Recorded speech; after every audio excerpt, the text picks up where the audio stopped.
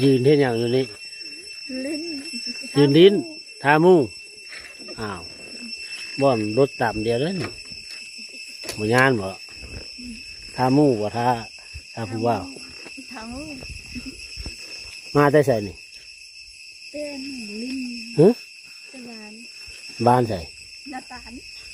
แม่นสิบ่ วันนี้ในตาลมีคนแก้ว แม่นสิบ่หน้าตาลูกไฟเอาฮะว่า ว้าวนู้ ว่าบ่หนูเอาตัวพี่ชักอายก็อยู่หน้าตานี่ว่าลูกไฟก็น้องไฟก็ได้เอาน้องไฟเจ้าฮะ ชื่ออะไรวะ ว่า ชื่อเอ๊ะนะชื่ออะไรวะเลย ว่า ชื่ออะไรทำไม เข้าเงียนมอไร ไม่กล้าม มสามมสองนี่ ห้องเดียว อ้าวชื่อหยังสองคนนี้เอา โนลี่ โนรีอันนี้เด้ มี ชื่อนี่เข้าเงียนมอสามแล้วเราอยู่ขันแก้ว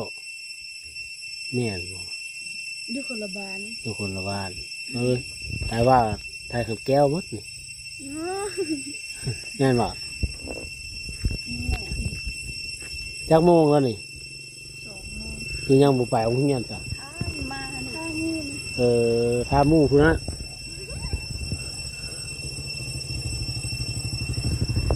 มียังหนุ่มโครงการมา เล่นกิจกรรม เล่นกีฬาเฮ็ดหยังตีหวานเตะหวานเตะกระต้อก็เป็นบ่ เป็น เข้าใจบายบายนะ